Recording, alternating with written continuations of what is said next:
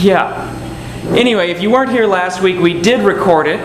And these are 3 places you can find it. Don't worry about the YouTube one, because we have easier ways to get there. I just felt compelled to put that in the presentation. So one thing you can do is you can follow me on Facebook. I have a specifically seminarian Facebook account in order to comply with Archdiocesan guidelines. And so when I get home, I'll be posting to all of my followers that I did a morality presentation, and it was recorded. And so you can get it to that way. And you can keep up with me as I go through the process of seminarian ordination as well. And then also it's on our website. So the bottom left column in the news or recent postings section, you will see the announcement for this class. And if you click on that, then it will have the videos embedded right there. So main page of the website, stmichaelparish.org, bottom left, click through. It'll be great. So, if you weren't here last week, we'll do a very quick review. Last week we talked about how we can make a universal claim. So when we talk about Catholic morality, we're not talking about our opinions. We're not talking about things that we would like to be true. We're talking about things that we believe are true. When we say something is right or wrong, we're saying it's right or wrong for everybody, at all times, in all places. It's a universal claim. In order to make a universal claim, we have to base it on something that's universal. So we base it on God and truth, the truth of God, the truth of His plan, the truth of His creation. And so there are 3 places where we can find out about God, where we can learn about Him and learn about the truth of God. Those 3 places being natural law. Natural law is looking out at creation and inferring from it God's plan for creation. It looks at the ends of creation, the telos of creation. What did God create this thing to be? What is its perfect state? And by trying to figure out the perfect state of creation, we figure out God's original plan for that. And from that we can infer morality. We can infer the truth that we want to accord with. That is available to everybody. Gentiles, Jews, Christians, whatever. Everybody has access to that. But then, it's not always clear. There are some things that aren't always apparent. And so God revealed Himself to us. And in the person of Jesus Christ, recorded in the Old Testament and the New Testament, we learn more things about God. We get more clarity about His natural law. This is still a universal claim because His revelation is to all peoples. But we also understand that not all peoples assent in faith to it. It's impossible not to assent in faith to the universe. It exists, here it is. Scripture we understand is a special thing, so usually we reserve scriptural arguments for specifically Christian morality. Whereas when we make moral claims in the public sphere, we rely on natural law because it's data available to all people. Finally, we know about the truth of God through the development of tradition in the church. We have Scripture, we have natural law, but we've been chewing on it for 2,000 years under the protection and guidance of the Holy Spirit. And so through the process of theology and the process of councils and the process of the development of doctrine, we learn more things about the truth of God. And so that's the 3rd place where we find God and this universal truth on which we base universal claims. If none of that made sense, watch last week's video and it probably still won't make sense. But that's okay. It's something that we learn about over the course of our Christianity, which is wonderful. Tonight we're doing definitions. So I have to get kind of limbered up because definitions can be dry if I'm not careful. I could just look at the screen and read it to you and be like, does that make sense? And then everybody's like, yes. And then I hit the button and we get a new definition. And then it's like that scene from Ferris Bueller's Day Off. So we're not going to do that. I'm going to try not to even reference this except for what we're talking about. But because it's definitions and in theology the words that we use matter quite a lot, I wanted to make sure the words were in front of you so that we had something to talk about and something we could talk about. So, you ready to jump in? Yeah. Okay, it's an hour and a half of terms and definitions. It's going to be great. Get pumped. It's going to be fantastic. Also, I should mention, teaching morality is interesting because my teaching style is if you have a question, raise your hand immediately so I can address what's on your mind. That's important to me. But as we get deeper into morality, we can spiral off pretty quickly. My classes in seminary spiraled off pretty quickly, and so if I ignore you for a while, if I don't call on you for a few minutes, it's because I'm trying to finish a point before we get sidetracked. And then if I don't give you the full answer to your question, it's because I'm trying to get back on point. So I will be here after the session to answer any questions that might be still on your mind. And we left the tables out this time, so we don't have to rush off and put away chairs, so I will have a little more time to talk to, which will be great. So, we are talking about act theory. This is the means by which the church determines with specific acts if they are right or if they are wrong. Again, this is not virtue theory. I recommend virtue theory as your method of life, right? How can I be a good person? How can I be a saint? How can I achieve sanctity? This is not that. This is, did I do something really bad today? And like the process, the flow chart, if you will, through which we go through specific acts. It's also how the church determines her declarations. So she can say, be a virtuous person, learn to love, learn to be kind. But she also sometimes has to say, this is definitively wrong. And so this is the process and the terms that our theologians use to get to that point. So what we're talking about tonight are human acts. And the first thing we have to define is what is an act. So an act is something that uses both the will and the intellect, which means you have to have been, humans are rational beings, you have to have used rationality in some way, shape, or form, and you have to have wanted to do the act. Will, wanted to do it, and intellect, thought about it. So when we're talking about acts, we are excluding certain categories. If you are asleep, and you sleepwalk, and you do something, that is excluded, because that is not involving the will or the intellect. Those are both kind of out there. Similarly, we exclude, for severe mental illness, we exclude that if you can really say there's no intellect, there's no real rational thought there present. There are mild forms of mental illness that wouldn't be excluded, because it doesn't exclude intellectual thought. But some people aren't in control of their faculties. Some people have psychological disposition such that they do something without thinking about it. And so if you do it without thinking about it, that would be included here. We're not talking about that. You'll also, one of the interesting categories on here is drunk. If you are drunk, you are not acting as a human being. It is not a human act. Now, the process you went through to get drunk was a human act. So you're not off the hook, but sometimes when people are blacked out for whatever reason, we have to create a separate moral category to talk about what they did, because we are talking specifically about the acts of human beings. Nice. Sir? Would children, or at least younger children, be excluded? That's normally why we would reserve confession to someone after the age of 7. Because before the age of 7, we would say that they're at a level where we wouldn't include this. That's not to say we can't teach children habits of good behavior.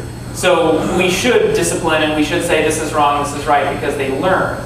But we wouldn't necessarily say that they're on the hook for a sin or an evil act at a young age.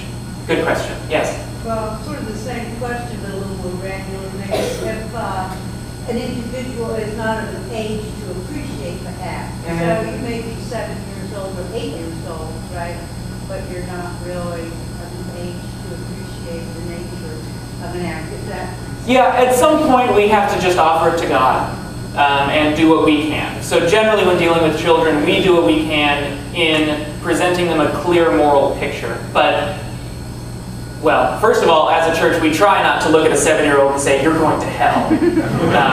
But what we would leave that, it is a person-by-person thing. At what point are they responsible for their own acts? So the next thing we have to define is, oh, I'm sorry, I didn't even see you. No. Is getting drunk a sin? Most theologians would hold that it is, because you have put yourself in an occasion of sin. So getting drunk leaves you without your mental faculties. And putting yourself in a place where you don't have your mental faculties on purpose puts you in a place where the sins that you do commit, in a sense, you can't be accountable for them at that moment, but they're attributed to the person who got drunk. So you're still very much on the hook. Okay, good and bad. You do have to define good and bad. And when I went through my theology notes and I saw the definition I was given, I thought to myself, they're not going to like this. But here it is. It looks a little circular. A good act is that which is humanizing, and a bad act is that which is dehumanizing. This goes back to last week. When we talk about truth and we talk about morality, we're talking about fulfilling God's plan.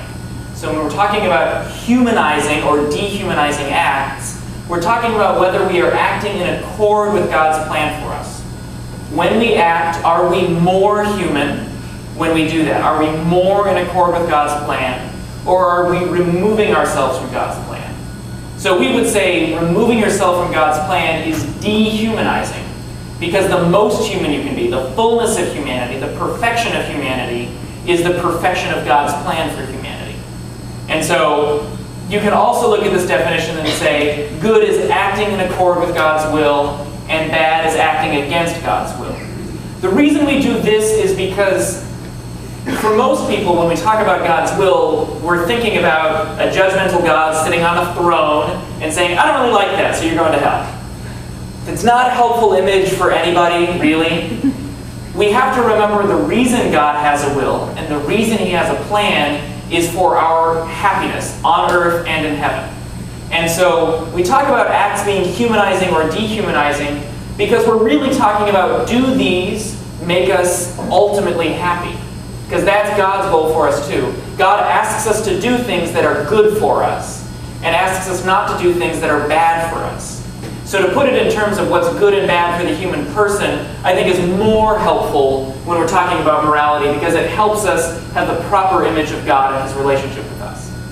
So that's why we do this. Now, the specifics of an act. There are 3 parts to a moral act. We would actually call it an object because we want to say it encompasses these 3 parts, but it's not normal language, so I'm going to put it up there so that you know what the actual language is, and then I'm just going to keep saying act. But the full act, the whole picture, the object, if you will, has 3 parts. There is the thing that you do, there is the reason that you do it, and then there is everything else going on around you. So, for example, if I were to pick up this chair and throw it at somebody, the thing that I did was throw the chair. Now, technically, throwing a chair is a neutral act because there are reasons to throw chairs. You know, it's possible that the building is burning and the chair is the most valuable thing in here and I want to get it out of the building. Throw the chair. Or it needs to be thrown away, so I throw it in the dumpster. Throwing a chair is a neutral act, but it's what I've done. One of the things that determines whether throwing the chair is good or not is why I threw the chair. So, did I throw it at somebody because I was angry? Well, that's a bad intention. Or did I do it because I wanted to throw it in the trash? Because it was old and tired? Well, that's a good intention. So the intention behind an act matters a whole lot in Catholic theology. We are not we are not utilitarians, which is to say we're not of a moral bent that says only the effect matters, only what happens matters. Your intention matters greatly. If you, and we'll get to a chart in a second, but if you do something good for a bad reason, we're not going to let you off the hook. Because doing something for a bad reason, something that you think is evil or willing in evil, damages you. It damages your soul. It damages your humanity. A bad intention is just as dehumanizing as a bad act. So doing something evil is dehumanizing because you have done something evil. You have done something against the will of God for humanity. And in a sense, you've torn your humanity in two, or you've damaged your humanity. You can do that by the external act. You can also do that by the internal disposition, because we're body and soul. Both of these things are tied together. And an internal disposition matters a whole lot. And then we have circumstances. Circumstances are everything else that's going on around you. So the example my professor gave was somebody is going into labor and you're rushing to the hospital. Okay? This is good, right? Getting somebody to a hospital is a good act. Even speeding in that situation could be considered a good act. because the act in itself is neutral. Why you're doing it and how you're doing it is really what matters. The circumstances matter a lot, though. So did you pick the roads in which you're going to be running into people? Like, you're really putting people's lives in danger. Are you going through a school zone when school's letting out and speeding through it, right? These are circumstances. Circumstances cannot change the nature of the act, but they do change the gravity of the act. So they're the things you do, the why you do it, and then everything else. And the everything else really helps determine how good or how bad that act was. So I made a handy-dandy chart, which is just great. I love charts. I went through engineering school. Charts for everyone. So on top, we have the relationship between act and intention. Unfortunately, there is only one path to goodness. You have to be good in all cases. You have to have a good act and a good intention in order to say that overall the moral object was good. If you have a good act but a bad intention, that's bad. That's still an evil act. If you have an evil act and a good intention, that's still an evil act. And if you have an evil act and an evil intention, that's a really evil act. I want to highlight this evil act and good intention because this is something that has gotten into our popular psyche that the Catholic Church is really not a fan of. So a lot of us would like to justify what we do by saying, okay, well, I know I'm not supposed to do this, but you know, it's really good for me, or it's really good for this other person that I'm doing it for. That is called rationalization. That is using your reason or misusing your reason to justify something that you want to do. And we talk about intention. Well, I feel like I did the right thing, right? I'm still doing the right thing because I'm doing it out of the goodness of my heart. Catholic morality is based on universal claims, right? It's universal in all circumstances for all people at all times. So if it is an evil act, you cannot make it a good act. No matter why you do it, you cannot take something that's evil and make it good. That is impossible for humanity. And so an evil act with a good intention is less evil. The gravity is diminished, right? Because you're tearing your humanity less because you do think you're doing the right thing, but it's still an evil act, and we have to face the fact that it's still an evil act. We cannot take something that's evil and make it good, no matter how much we want to. Yeah? Would that go for like the death penalty? Like if they were to get out, they would just kill like 1,000 more people? Would you be justified in killing them? So we will talk about the death penalty in class 4 when we talk about specific issues. There's a difference between putting somebody to death and letting them back on the street. And that's the thing that matters when we talk about that issue. Yeah? So would Father Hans act when he was stealing from the Nazis from storage and giving it to the people that were in the camp with him? Right, the Robin Hood principle, stealing from the Nazis in this case and giving to the poor. Moral theologians will differ on that, depending on the specific view they take of Catholic social justice. Because in Catholic social justice, you can make the argument that there's a universal destination of goods, in that God created the world for everybody, and if it's being unjustly held, then it does still belong to the poor, and bringing that to the poor would be justified.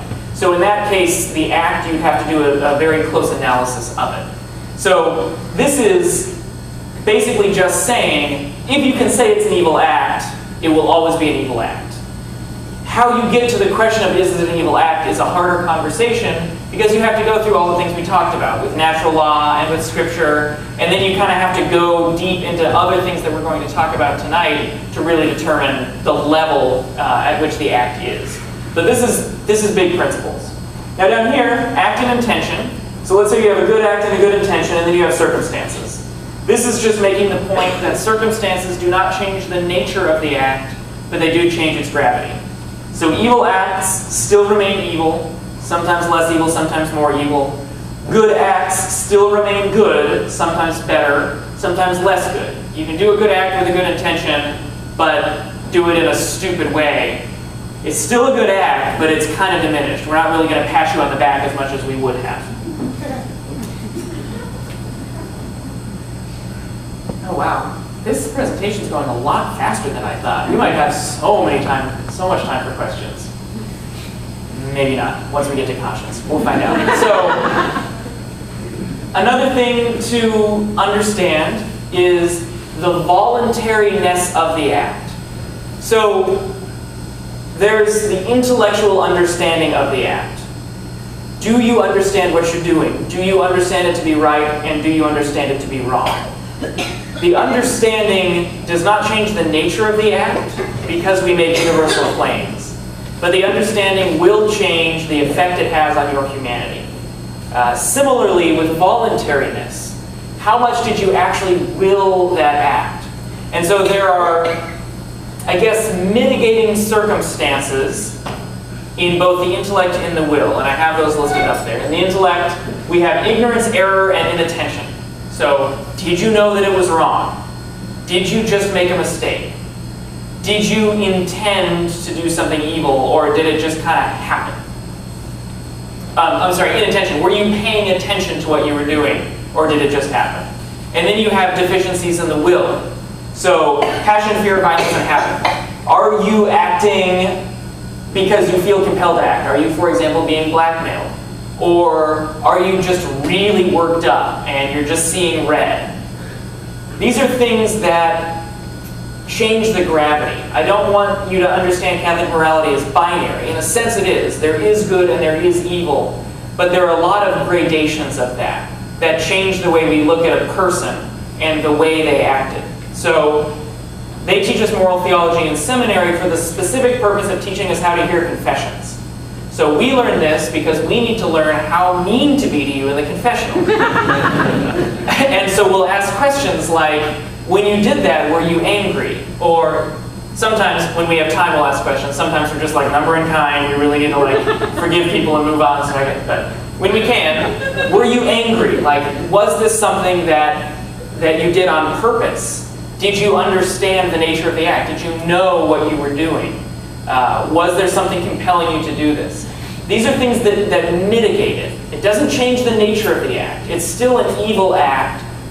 But if these things are present, the church tries to be understanding, and she's put language to that. The voluntariness of the act. How much did you will it? How aware were you of what you did?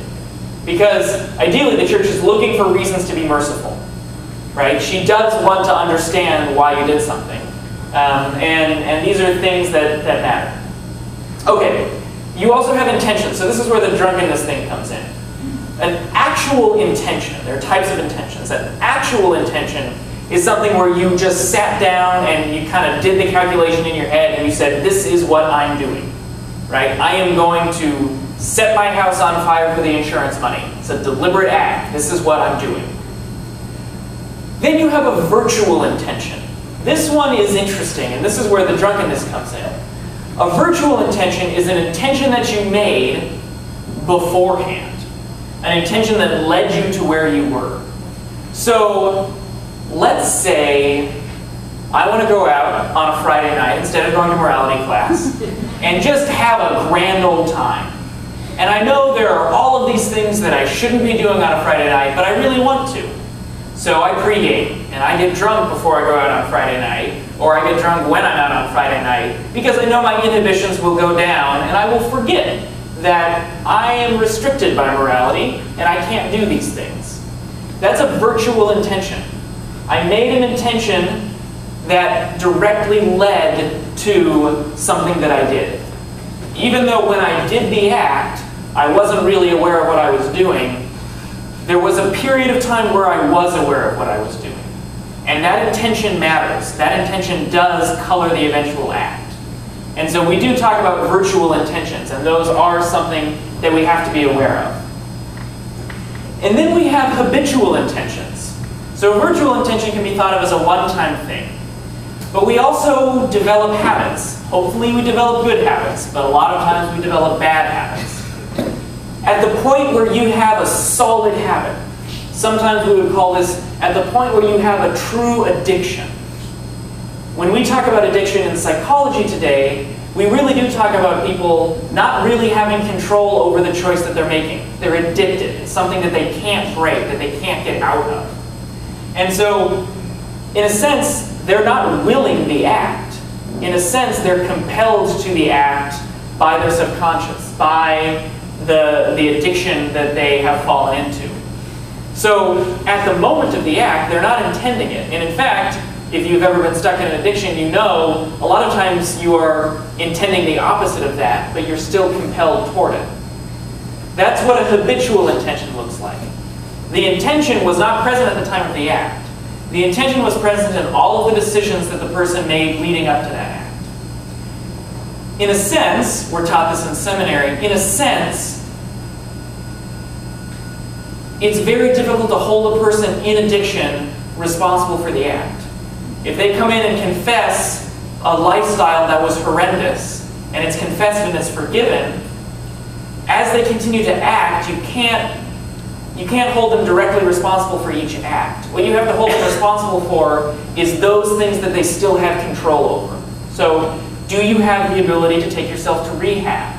Or if it's not that type of addiction, do you have the ability to begin to make better choices, small choices? And so, when you're dealing with a habitual intention, you almost have to look at acts that aren't the act you're dealing with as a way to try to fight that habit. Yes? Would a quick temper sort of fall into the habitual category? That would fall into two categories. It would fall into a habitual category, but it's also an aspect of personality. So that would fall into impediments of the will, in a sense.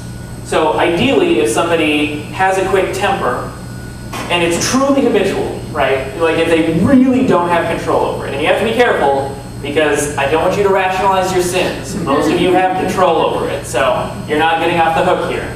If it's a true habit, then you can only hold them accountable for the will that they still have. The ability to apologize afterwards.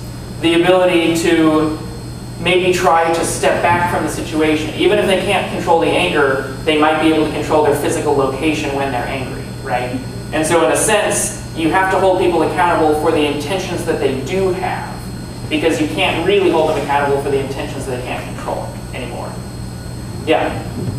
Question on the habitual part. What if somebody has come to the recognition that they have a habit or an addiction in a case, and yet they continue to sort of maybe not address that particular habit or addiction? Does that become, then it leaves that gray area, I'm assuming, at that point, and becomes something that's a bad act at that point? Right. Well, it's always going to be a bad act, right? Because the addiction itself is usually based on a morally evil act.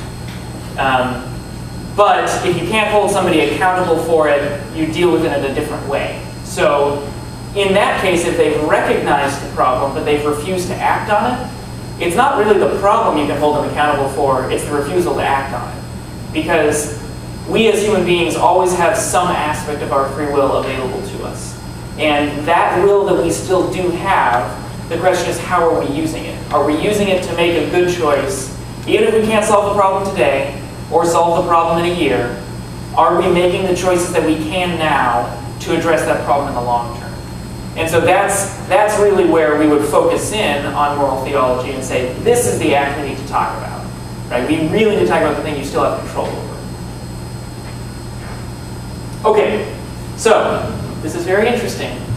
Now you can evaluate your priest when they hear your confessions. Sorry.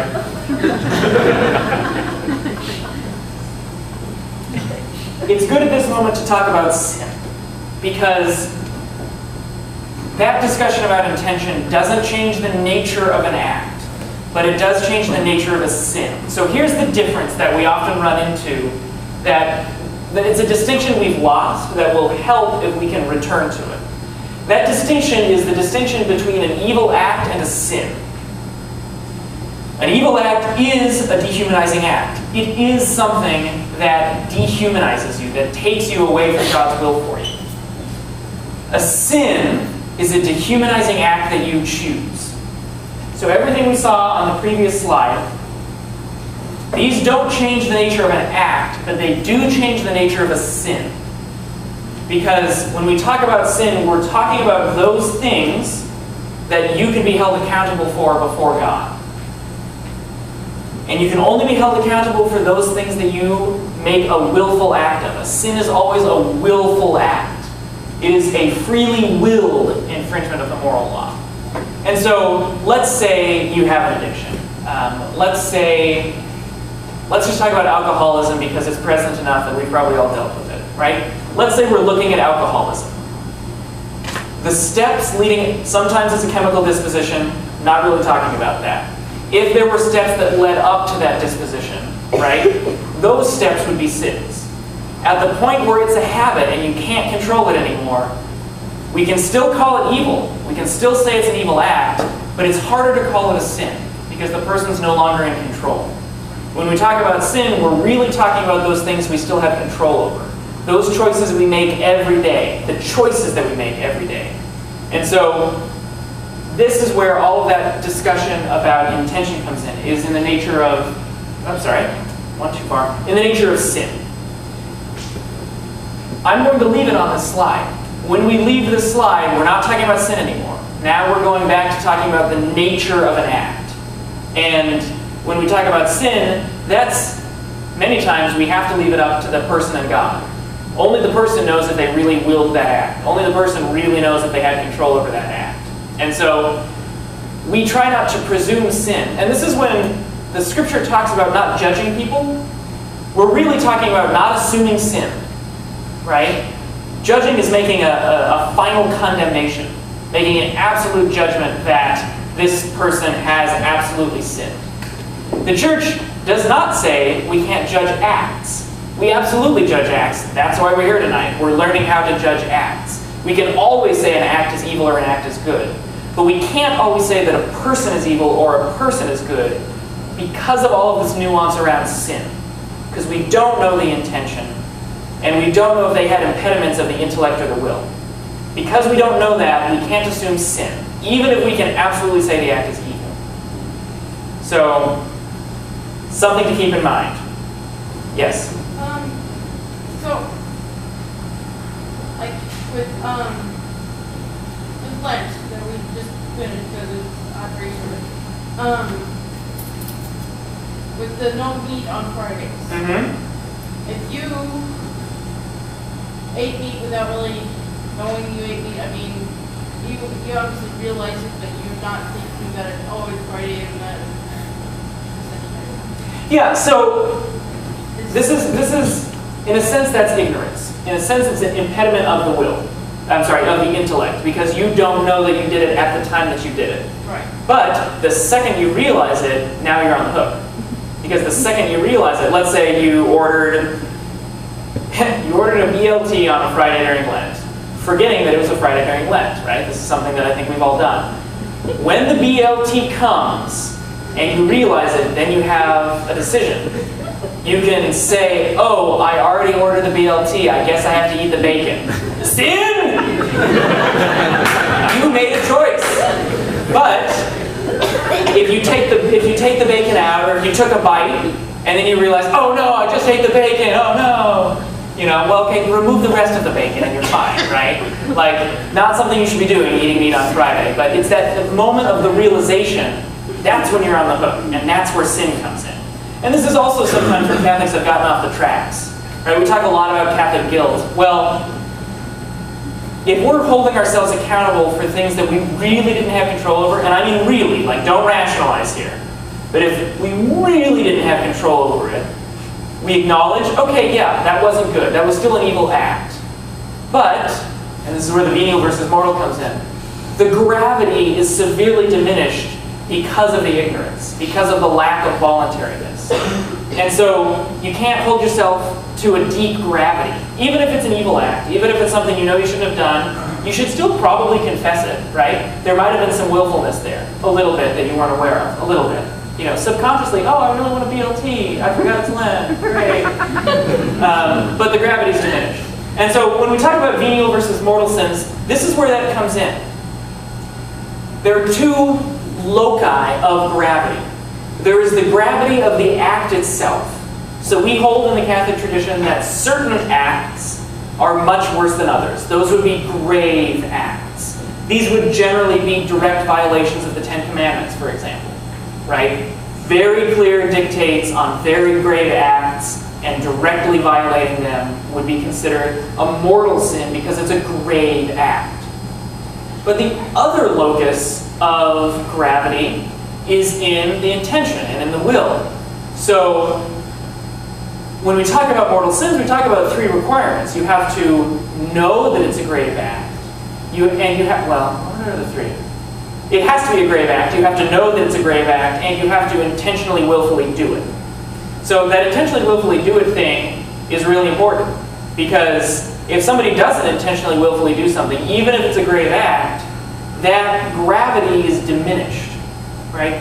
Even a mortal sin, if it's done out of ignorance or out of deep fear, the gravity might be decreased. Again, this is why we don't presume upon people. We can say, this is absolutely a grave moral act. This was a really bad thing. But we can't extend that to say, you're a really bad person. Because we don't know the level of voluntariness. We don't know the intentionality. So, we judge the act, and then, we guide the person to help them understand the gravity of the act, but we don't completely condemn them because we don't know. And similarly with venial versus mortal sins. Generally, when we're talking on the level of act, a venial sin is something small and a mortal sin is something grave. But you can also have matter that, because of the intentionality or the voluntariness, changes gravity. You can't really necessarily take a venial act and make it mortal, but you can make it really bad. If you are really intending evil, if you really want to hurt somebody, even if it's a small act, if you really want to hurt somebody, that gravity goes up, right? Like, oh, I just told a little lie, but I told a lie so that they would cry, right? This is an additional gravity, right? You can't just be like, oh, it was only a lie, I don't have to worry about it. No. The intention increases the gravity.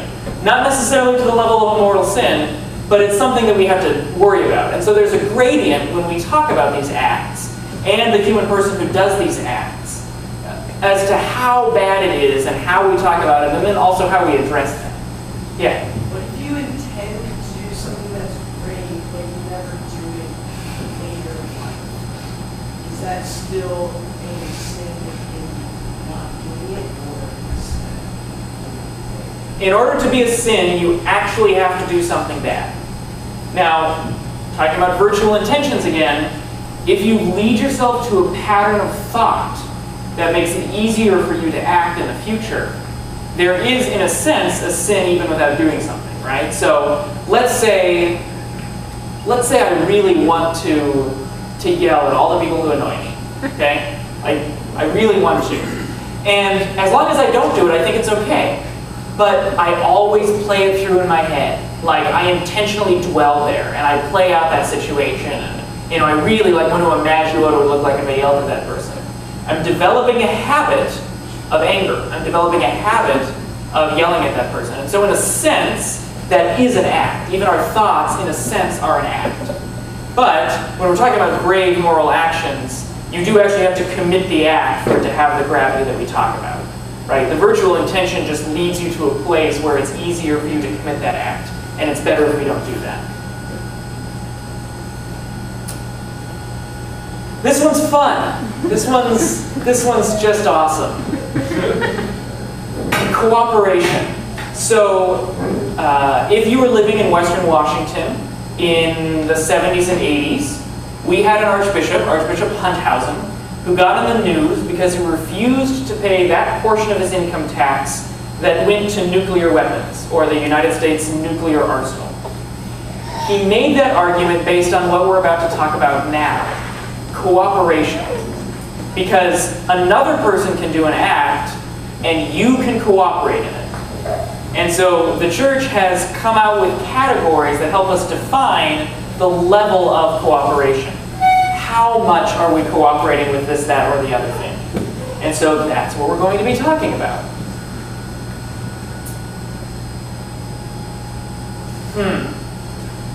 I've made a different decision. The room is a little hot, and it's an hour and a half, so we're going to take a very short break. Let's say 2 or 3 minutes, just to wiggle a little bit, maybe get some fresh air. I'm going to get a drink of water, and then we'll return to cooperation.